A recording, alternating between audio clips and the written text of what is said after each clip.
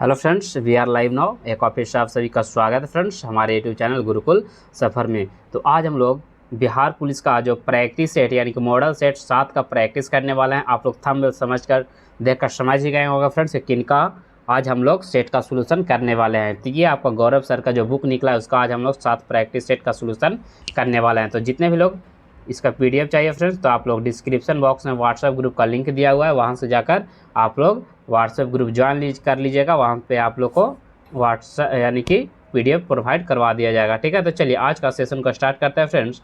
और आप लोग हमारे साथ लाइव आंसर देते रहिएगा। ठीक है, आप लोग हमारे साथ लाइव सेशन में एकदम बने रहिएगा और आंसर देते रहिएगा। और लास्ट में आप लोग कमेंट्स जरूर करिएगा फ्रेंड्स कि कितने लोगों का कितना क्वेश्चन सही हो पा रहा है। ठीक है, क्योंकि आपका सेफ स्कोर 60+ ही रहेगा फ्रेंड्स। ठीक है, सेफ स्कोर अगर आप लोग को सेफ स्कोर में रहना है तो 60+ स्कोर लाना ही होगा। ठीक है, चलिए अगर आज का पहला क्वेश्चन की ओर बढ़ते हैं। निम्नलिखित में से किस मुहावरे का अर्थ है खूब तंग करना? खूब तंग करना का मतलब नाको चने चबवाना, यानी कि राइट आंसर हो जाएगा यहाँ पे डी आपका राइट आंसर हो जाएगा। ठीक है, उसके बाद देखिए आँख बिछाना का मतलब क्या होता है? आँख बिछाना मतलब सत्कार करना या प्रतीक्षा करना। बोलते हैं ना कि आँख बिछाकर बैठा, यानी कि प्रतीक्षा करना। और आटे दाल की फिक्र होना, यानी कि आटे दाल की फिक्र होना मतलब कष्ट का अनुभव होना। इसका मतलब होता है कष्ट का अनुभव होना। और मुँह में लगाम ना लगाना का अर्थ क्या होता है? कि बिना सोचे समझे बोलना। क्या होता है? बिना सोचे समझे बोलना होता है मुँह में लगाम ना लगाना के मतलब। अगला क्वेश्चन क्वेश्चन नंबर 2। देखिए 2 नंबर आपका क्वेश्चन में दिया हुआ है कि निम्नलिखित में से कौन सा वाक्य कारण कारक का सही उदाहरण है? कर्ता ने कर्म को कारण से कारक का सही उदाहरण है, तो यहाँ पे हो जाएगा मुझसे यह सहन नहीं होता। ये क्या आपका गलत वाक्य है, यानी कि राइट आंसर हो जाएगा यहाँ पे ऑप्शन ए आपका राइट आंसर हो जाएगा। ठीक है, चलिए अगला क्वेश्चन है आपका क्वेश्चन नंबर 3। निम्नलिखित में से कौन सा शब्द बहुब्रीहि समास का एग्जाम्पल नहीं है? बहुब्रीहि, तो बहुब्रीहि में आपको हो जाएगा राधा रानी। ये जो आपको हो जाएगा द्वि का हो जाएगा। ठीक है, किसका हो जाएगा?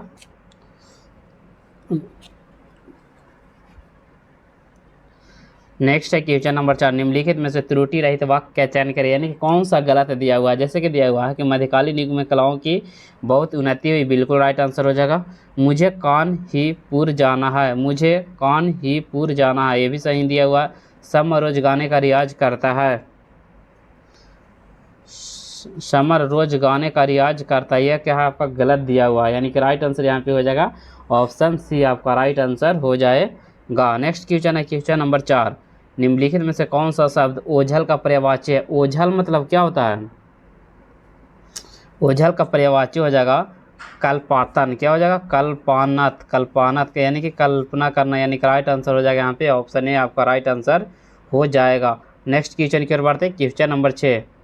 निम्नलिखित में से किस विकल्प में सही शब्द पुल्लिंग है?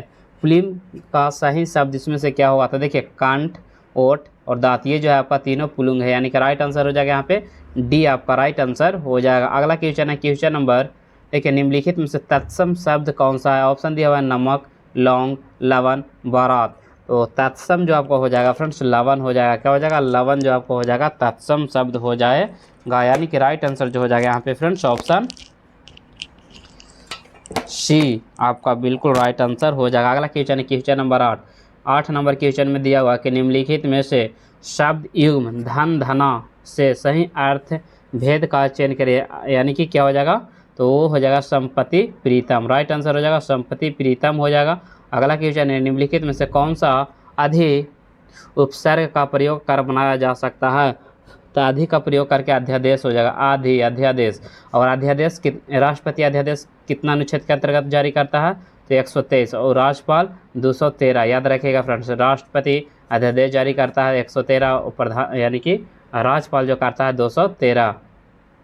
अगला क्वेश्चन दिया हुआ है कि निम्नलिखित में से श्रवण शब्द में कौन सा प्रत्यय है? प्रत्यय क्या होता है? प्रत्यय जो है किसी शब्द के बाद में जुड़ता है।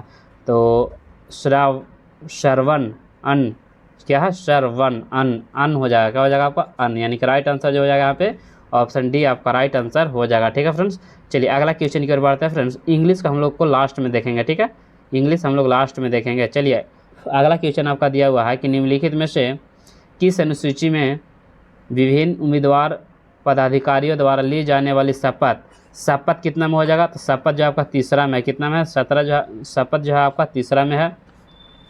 प्रथम में हो जाएगा भारत राज्यों का संघ है, दूसरा में हो जाएगा आपका वेतन, दूसरा में क्या है आपका वेतन है, तीसरा में हो जाएगा आपका शपथ, और 10वां अनुसूची में क्या है आपका दल बदल कानून, 10वां अनुसूची में क्या है आपका दल बदल कानून। ठीक है, चलिए अगला क्वेश्चन है क्वेश्चन नंबर 21। देखिए 21 नंबर क्वेश्चन में आपका दिया हुआ है कि राष्ट्रपति का कार्यकाल कितना वर्षों का होता है। तो राष्ट्रपति का जो कार्यकाल होता है आपका 5 वर्षों का होता है, यानी कि आपका जो राइट आंसर हो जाएगा यहाँ पे सी आपका राइट आंसर हो जाएगा। और राष्ट्रपति बनने के लिए न्यूनतम आयु कितनी होनी चाहिए, 35 वर्ष होनी चाहिए।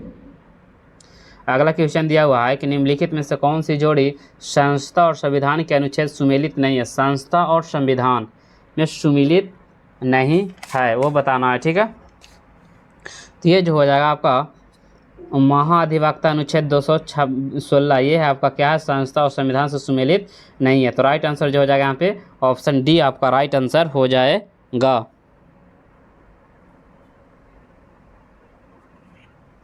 क्योंकि देखिए महाधिवक्ता जो है फ्रेंड्स कानूनी अधिकार है, क्या है इसका, कानूनी अधिकार।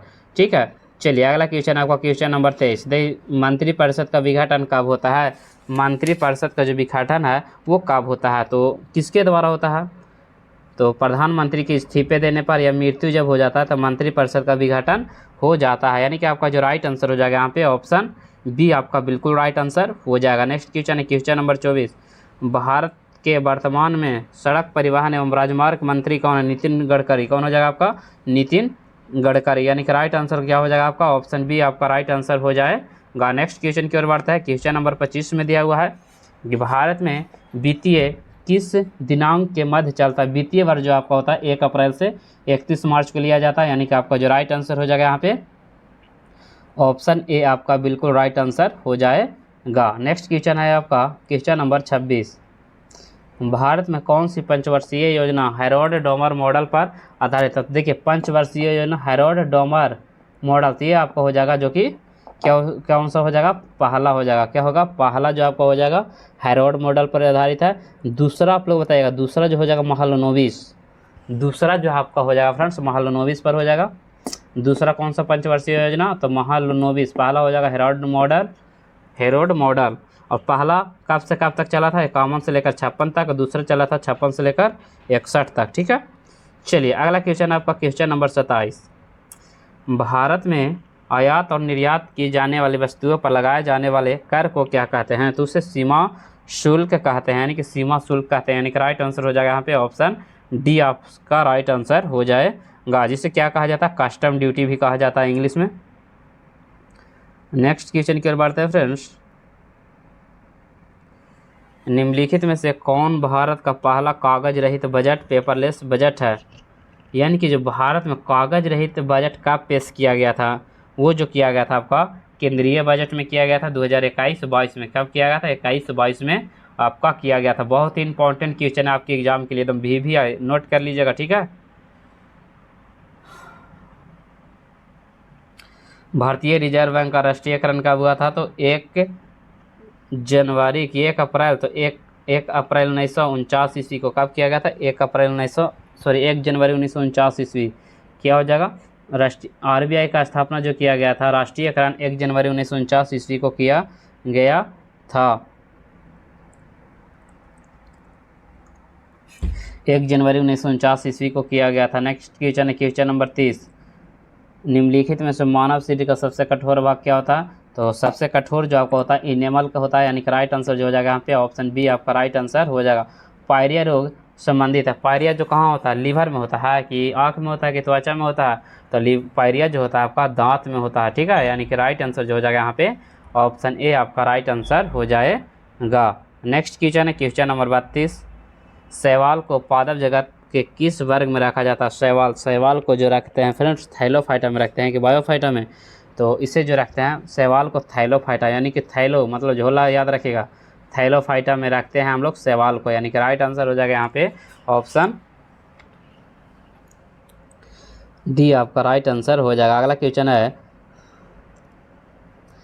कि क्रिया जिसके द्वारा पौधे अपना भोजन बनाते हैं उसे क्या कहते हैं, पौधे अपना भोजन बनाते हैं उसे क्या कहते हैं, तो उसे प्रकाश संश्लेषण कहा जाता है।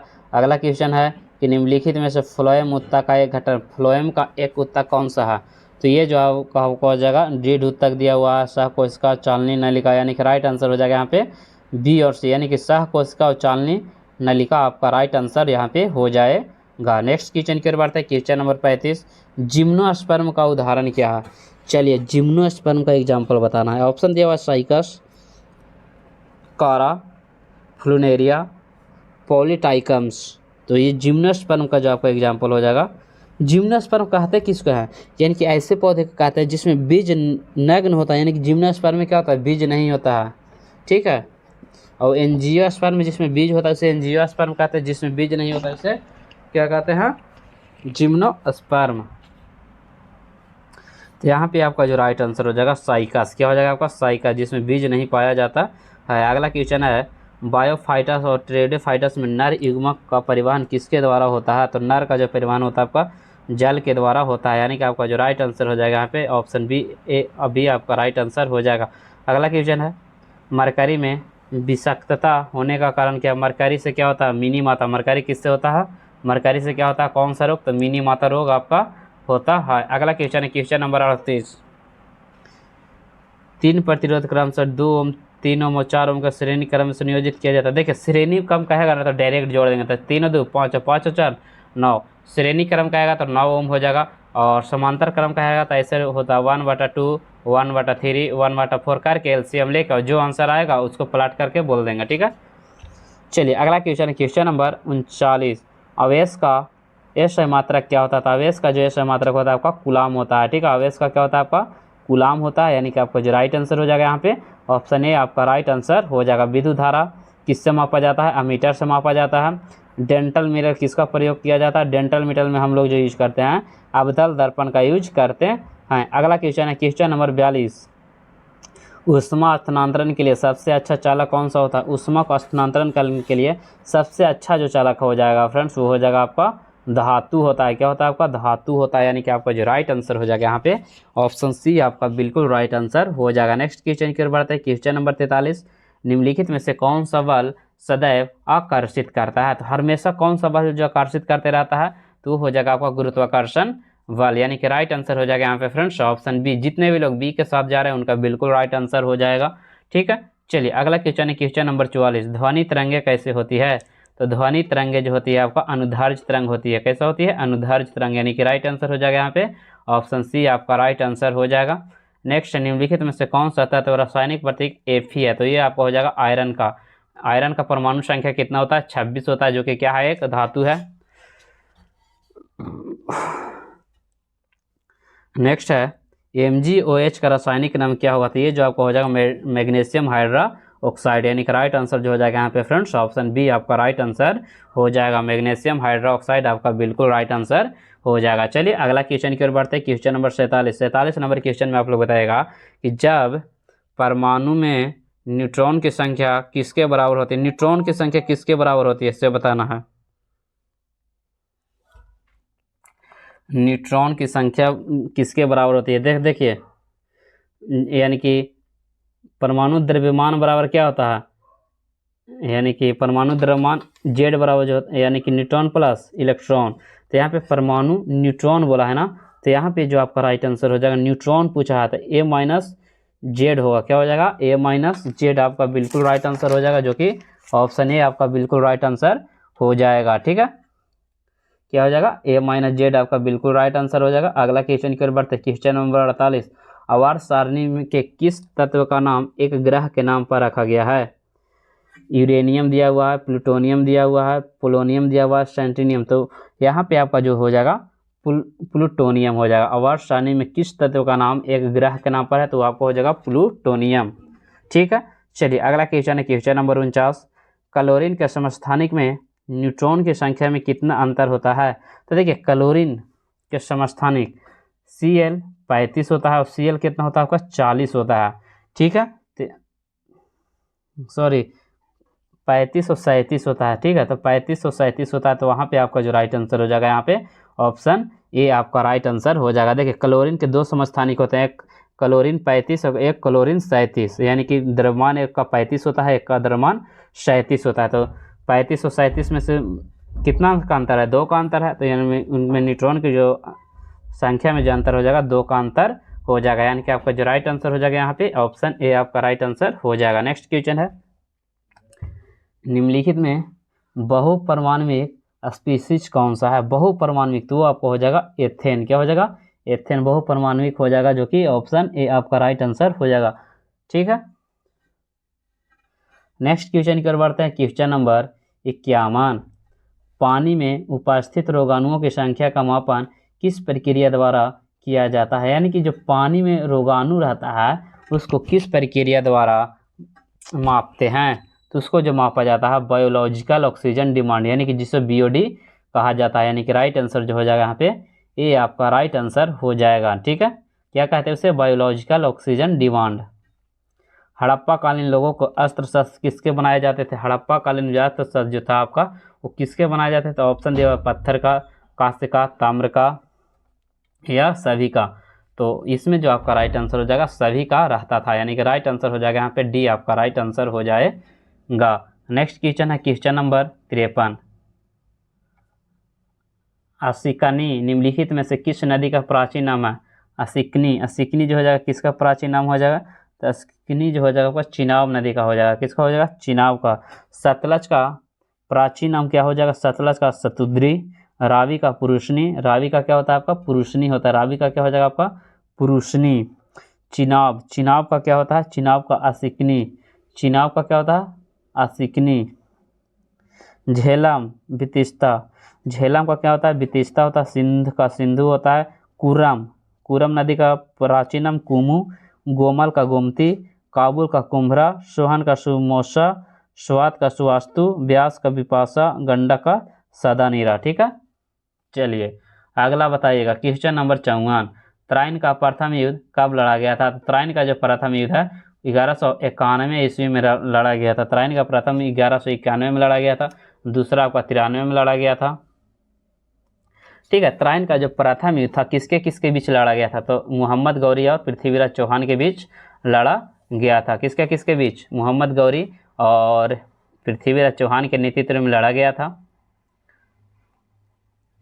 नेक्स्ट क्वेश्चन है क्वेश्चन नंबर 55, ब्रह्मा समाज की स्थापना किसके द्वारा किया गया था? ब्रह्म समाज की स्थापना जो किया गया था ब्रह्म समाज, यानी कि ये राजा राम मोहन राय के द्वारा किया गया था। कब किया गया था? 1828 ईस्वी में इसकी स्थापना की गई थी, यानी कि राइट आंसर जो हो जाएगा यहाँ पे फ्रेंड्स ऑप्शन बी आपका बिल्कुल राइट आंसर हो जाएगा। अगला क्वेश्चन दिया हुआ है, किला ए कुन्हा मस्जिद कहाँ स्थित है? किला ए कुन्हा मंदिर जो हो जाएगा, मस्जिद जो हो जाएगा आपका दिल्ली में स्थित है। अगला क्वेश्चन दिया हुआ है कि धन निष्कासन का सिद्धांत किसके द्वारा दिया गया है?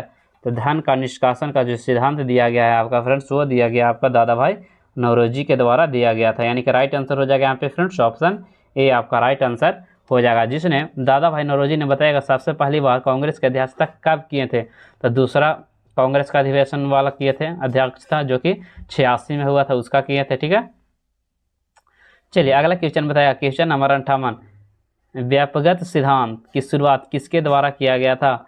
व्यापकगत सिद्धांत की शुरुआत किस गवर्नर जनरल के द्वारा किया गया था? व्यापकगत मतलब कि डॉक्ट्रिनाइन ऑफ लेप्से, ये जो किया गया था लॉर्ड डलहौजी, किसके द्वारा? लॉर्ड डलहौजी, जिसे हड़प नीति बोला जाता है। ठीक है, लॉर्ड डलहौजी का जो कार्यकाल हो जाएगा 1848 से रहा था 56 तक। कब से कब तक डलहौजी रहा था? 1848 से लेकर 56 तक रहा था। ठीक है, कब से कब तक? 1856 तक रहा था। नेक्स्ट क्वेश्चन है क्वेश्चन नंबर 59, कांग्रेस के किस अधिवेशन में जन गण मन गाया गया था? तो कांग्रेस के 1911 के अधिवेशन में गाया गया था, जो कि लाहौर में गाया गया था। कहाँ क्या गाया गया था? तो ये आपका जो गाया गया था फ्रेंड्स कलकत्ता अधिवेशन में गाया गया था।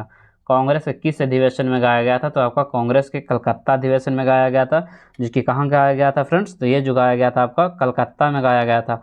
और 1911 ईस्वी में जो कांग्रेस के अध्यक्ष कौन थे? तो बिशन नारायण दत्त थे। कौन से इसका अध्यक्ष जो कौन थे? बिशन नारायण दत्त थे, यानी कि आपका जो राइट आंसर हो जाएगा। और 1911 में कलकत्ता में गाया गया था। कहाँ गाया गया था? कलकत्ता में। और बोलेगा वंदे मातरम जो गाया गया था वो आपका लाहौर में गाया गया था। वंदे मातरम 1896 ईस्वी में गाया गया था। वंदे मातरम 1896 ईस्वी को गाया गया था। और जाना गाना माना 1911 कलकत्ता विश्व नारायण दत्त हो जाएगा। रहमतुल्लाह से यानी वो वाला में थे यानी कि 1896 वाला में। पुर्तगाल ने वास्को डी गामा ने भारत का समुद्री मार्ग की खोज कब किया था? तो ये 1498 ईस्वी में किया गया था। राइट आंसर हो जाएगा यहाँ पे ऑप्शन बी आपका राइट आंसर हो जाएगा। Next question number 61 number question में दिया हुआ वर्ष 1914 में रूस और उसके साम्राज्य पर किसके शासन किया था? रूस और उसके साम्राज्य पर किसके द्वारा शासन किया गया था? तो जार निकोलस प्रथम की द्वितीय? जार निकोलस द्वितीय। जार निकोलस द्वितीय शासन था जो कि रूस में आखिरी सम्राट था। 1984 ईस्वी में वर्ष 1917 तक शासन किया था, यानी कि राइट आंसर जो हो जाएगा यहाँ पे फ्रेंड जार निकोलस द्वितीय।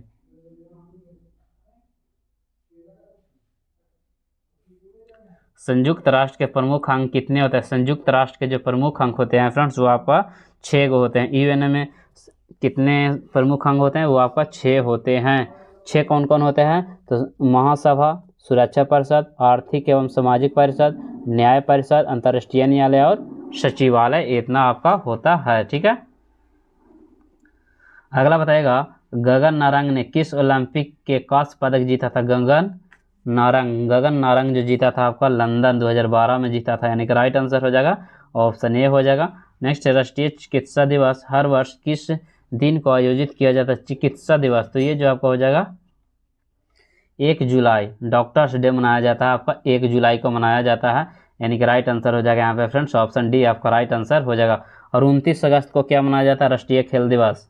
राष्ट्रीय खेल दिवस जो मनाया जाता है 29 अगस्त को। 4 जनवरी लुईस ब्रेल दिवस, 4 जनवरी लुईस ब्रेल दिवस, 5 जून विश्व पर्यावरण दिवस। ठीक है, चलिए अगला क्वेश्चन है क्वेश्चन नंबर 65। अर्थशास्त्र के मूल्य निर्धारण क्या होता है? जो अर्थशास्त्र में जो मूल्य निर्धारण होता है वो क्या होता है? वस्तु का उत्पादन होता है, वस्तु का मूल्य तय करना, वस्तु का विज्ञापन, वस्तु का विवरण। तो यहाँ पे आपका जो राइट आंसर हो जाएगा फ्रेंड्स वो हो जाएगा वस्तु का मूल्य तय करना, यानी कि राइट आंसर हो जाएगा ऑप्शन बी आपका राइट आंसर हो जाएगा। नेक्स्ट क्वेश्चन है क्वेश्चन नंबर 66। राजीव गांधी खेल रत्न पुरस्कार सर्वप्रथम प्राप्तकर्ता कौन थे? राजीव गांधी सबसे पहले किस प्लेयर को दिया गया था? तो वो जो दिया गया था आपका सभी को पता होगा फ्रेंड्स, वो जो दिया गया था विश्वनाथ आनंद को सबसे पहली बार दिया गया था। राजीव गांधी खेल रत्न पुरस्कार जो दिया गया था आपका विश्वनाथ आनंद को दिया गया था, जो कि कौन सा क्या खेलते थे फ्रेंड्स? तो ये जो खेलते थे आपका शतरंज खिलाड़ी थे विश्वनाथ आनंद, जिनको कब दिया गया था? तो 2021 में इनको दिया गया था फ्रेंड, जिसका नाम बदलकर राजीव गांधी का नाम बदलकर मेजर ध्यानचंद कर दिया गया है। अगला क्वेश्चन है क्वेश्चन नंबर 67। बिहार के राज्य पक्षी क्या ऊंची है? तो गौरैया हो जाएगा। छठ पूजा बिहार के प्रमुख त्यौहार है, यह त्यौहार किस देवी देवता का है? तो सूर्य देवता का हो जाएगा। नेक्स्ट क्वेश्चन है 69। यामिनी कृष्णमूर्ति निम्नलिखित में से किस नृत्य से संबंधित? यामिनी कृष्णमूर्ति ये जो आपको हो जाएगा भारतनाट्यम, क्या हो जाएगा? भारतनाट्यम से संबंधित है। अगला क्वेश्चन है क्वेश्चन नंबर 70। देखिए 70 नंबर क्वेश्चन में निम्नलिखित नदियों में से किसका जल ग्रहण क्षेत्र सर्वाधिक है? तो जल ग्रहण सबसे अधिक जो आपका हो जाएगा गोदावरी नदी का हो जाएगा, यानी कि राइट आंसर जो हो जाएगा यहाँ पे ऑप्शन ए आपका राइट आंसर हो जाएगा। नेक्स्ट क्वेश्चन है क्वेश्चन नंबर 71। निम्नलिखित में से कौन भारत का सबसे अधिक मीठे पानी का झील है? तो वो हो जाएगा बुलर झील, जो कि कहाँ है? जम्मू कश्मीर में है। कोलेरू झील कहाँ है? तो आंध्र प्रदेश में हो जाएगा। सांबर झील राजस्थान में हो जाएगा। नल सरोवर कहाँ है? आप लोग कमेंट्स करके बताइएगा। नेक्स्ट है 72। भारत में सर्वाधिक कोयला का भंडार कहाँ है? भारत में सर्वाधिक कोयले का जो भंडार है फ्रेंड्स वो आपका हो जाएगा झारखंड में, ठीक है। कहाँ है? झारखंड में, बिल्कुल राइट आंसर हो जाएगा यहाँ पे झारखंड। जितने भी लोग एक के साथ जा रहे हैं फ्रेंड्स उनका बिल्कुल राइट आंसर हो जाएगा। नेक्स्ट क्वेश्चन है निम्नलिखित में से कौन सा अक्षांश अंडमान द्वीप समूह और निकोबार द्वीप समूह को पृथक करता है? अंडमान और निकोबार कितना डिग्री हो जाएगा? चलिए बताएगा। ये जो आपको हो जाएगा 10 डिग्री नॉर्थ अक्षांश, यानी कि राइट आंसर हो जाएगा ऑप्शन बी, यानी कि अंडमान निकोबार को, अंडमान द्वीप समूह को निकोबार द्वीप समूह से 10 डिग्री नॉर्थ अक्षांश अलग करता है। अगला क्वेश्चन दिया हुआ है कि निम्नलिखित राज्यों में से कौन सा राज्य बांग्लादेश से अपनी सीमा साझा करता है? बांग्लादेश से असम, मेघालय, मिजोरम, उपयुक्त सभी। तो यहाँ पे जो आपका हो जाएगा फ्रेंड्स वो हो जाएगा सभी। देखिए बांग्लादेश से 5 को करता है। बांग्लादेश से कौन कौन करता है? त्रिपुरा, मिजोरम, मेघालय, पश्चिम बंगाल और असम। असम, मेघालय, त्रिपुरा, मिजोरम। असम, मेघालय, त्रिपुरा, देखिए असम, मेघालय, त्रिपुरा, मिजोरम और पश्चिम बंगाल। असम, मेघालय, त्रिपुरा, मिजोरम और पश्चिम बंगाल। असम, मेघालय, त्रिपुरा, मिजोरम और पश्चिम बंगाल। अगला क्वेश्चन दिया हुआ है कि निम्नलिखित में से कौन शीतोष्ण घास का मैदान है? शीतोष्ण यानी कि ठंडा वाला, तो ठंडा वाला जो आपका हो जाएगा वो हो जाएगा आपका स्टेपीज। क्या हो जाएगा आपका? स्टेपीज, जो कि यूरोप महाद्वीप के पूर्वी भाग में स्थित है, खासकर यूक्रेन से लेकर एशियाई रूस तक ये फैला हुआ है। यानी कि राइट आंसर जो हो जाएगा यहाँ पे ऑप्शन बी आपका राइट आंसर हो जाएगा। नेक्स्ट क्वेश्चन की ओर बढ़ता है, क्वेश्चन नंबर 76। देखिए 76 नंबर क्वेश्चन में दिया हुआ है कि भारत के किस राज्य में मानसून का आगमन सबसे पहले होता है? तो सबसे पहले केरल में होता है, यानी कि राइट आंसर जो हो जाएगा यहाँ पे ऑप्शन डी आपका राइट आंसर हो जाएगा। भूकंप की तीव्रता किससे मापी जाती है?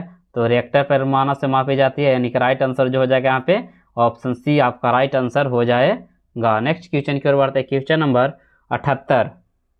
वायुमंडल में निम्नलिखित में से कौन सी गैस सबसे अधिक मात्रा में पाई जाती है? तो वायुमंडल में सबसे अधिक नाइट्रोजन 78%, ठीक है, यानी कि राइट आंसर हो जाएगा यहाँ पे फ्रेंड्स ऑप्शन डी आपका राइट आंसर हो जाएगा। उसके बाद ऑक्सीजन कितना परसेंट पाया जाता है?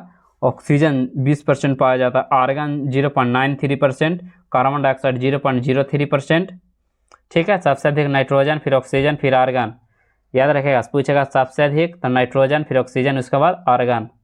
कार्बन डाइऑक्साइड 0.03 कहीं कहीं देगा, 0.04 भी कहीं कहीं देगा। अगला क्वेश्चन दिया हुआ है कि वर्ष 2011 के जनगणना के अनुसार भारत की जनसंख्या घनत्व कितनी है? 2011 तो 382, कितना हो जाएगा आपका? 382 आपका राइट आंसर हो जाएगा, जो कि ऑप्शन ए आपका बिल्कुल राइट आंसर यहाँ पे हो जाएगा। नेक्स्ट क्वेश्चन है क्वेश्चन नंबर 80। सबसे अधिक तथा सबसे छोटी दो अंकों के अभाज्य संख्याओं के अंतर कितना होता है? सबसे छोटी और सबसे बड़ी अभाज्य संख्याओं के बीच का अंतर जो हो जाएगा, देखिए सबसे दो अंकों के सबसे बड़ी अभाज्य संख्या क्या हो जाएगा आपका? 97 हो जाएगा, और सबसे छोटी दो अंकों के सबसे छोटी अभाज्य संख्या क्या हो जाएगा आपका? 11 हो जाएगा। तो 97 में से 11 घटाएंगे तो क्या हो जाएगा आपका? 86 राइट आंसर हो जाएगा यहाँ की ऑप्शन डी आपका राइट आंसर हो जाएगा। चलिए आगे बढ़ते हैं फ्रेंड्स। चलिए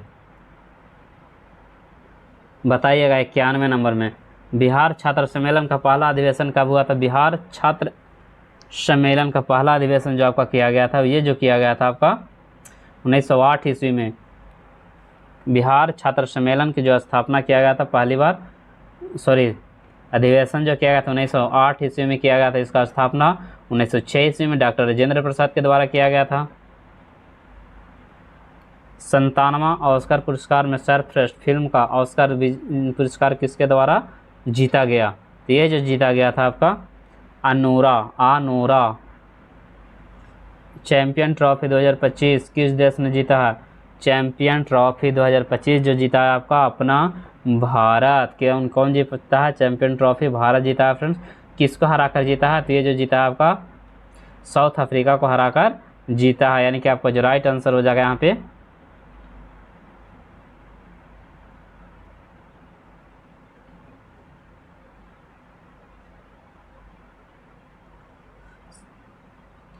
चैंपियन ट्रॉफी जो जीता है फ्रेंड्स वो न्यूजीलैंड को हराया, ना कि साउथ अफ्रीका को, ठीक है। किसको हराया है? न्यूजीलैंड को हराकर जीता है, जो कि 9 मार्च 2025 को भारत में Dubai international cricket stadium city 2025 में फाइनल में न्यूजीलैंड को हराकर रिकॉर्ड तीसरी चैंपियनशिप का यानी कि जीता है।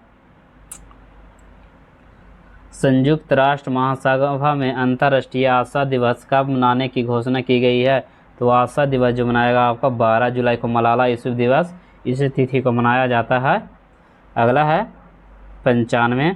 अपने राज्यों के लिए पहली बार हिंदी लेखक विनोद कुमार शुक्ल को ज्ञानपीठ पुरस्कार के लिए चुना गया, इसका संबंध किस राज्य से है? तो आपको हो जाएगा छत्तीसगढ़ से। भारत के 42वें मुख्य न्यायाधीश कौन है? तो मुख्य न्यायाधीश जो आपका हो जाएगा BR गवाई, यानी कि राइट आंसर जो हो जाएगा यहाँ पे ऑप्शन सी आपका राइट आंसर हो जाएगा। नेक्स्ट क्वेश्चन है शिक्षा।